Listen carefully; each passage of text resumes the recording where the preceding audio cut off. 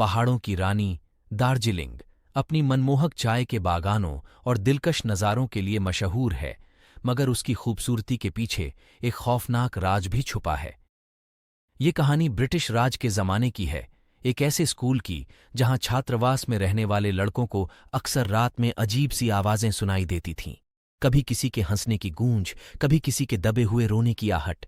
ये सिलसिला सिर्फ रातों को ही नहीं, बल्कि जब भी घना कोहरा छा जाता तब भी जारी रहता।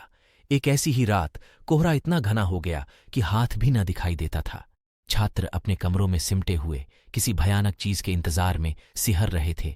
तभी अचानक एक चीख ने सन्नाटा चीर डाला। चीख इतनी भयानक थी कि सबकी रूह कांप गई। छात्र दौड़कर उस कमरे की तरफ भागे जहां से चीख सुनाई दी थी।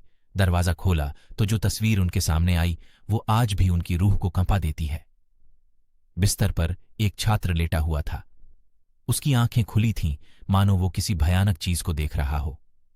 उसका चेहरा डर से सफेद पड़ गया था, मानो खून की एक बूंद भी न बची हो। पास ही मेज पर एक टूटी हुई कलम और अधूरी लिखी चिट्ठी पड़ी थी। उसमें सिर्फ एक शब्द लिखा था, कोहरा। यह घटना पूरे स्कूल में आग की तरह फैल गई। अफवाहें उड़ने लगीं कि कोहरे में एक सफेद साया देखा गया था। कई छात्रों ने दावा किया कि उन्होंने भी वो भयानक आवाजें सुनी थीं। कुछ ही सालों बाद स्कूल बंद कर दिया गया। आज भी कई लोग रात के वक्त उस इमारत के आसपास घना कोहरा देखने का दावा करते हैं। उनके मुताबिक कोहरे के साथ ही सुनाई देती हैं वो अजीब सी आवाजें, हंसी, चीखें, मानो कोई खोया हुआ हो, किसी चीज की तलाश में हो। दार्जिलिंग का वो कोहरा सच या सिर्फ कहानी? ये सवाल आज भी लोगों के जहन में कौंधता रहता है।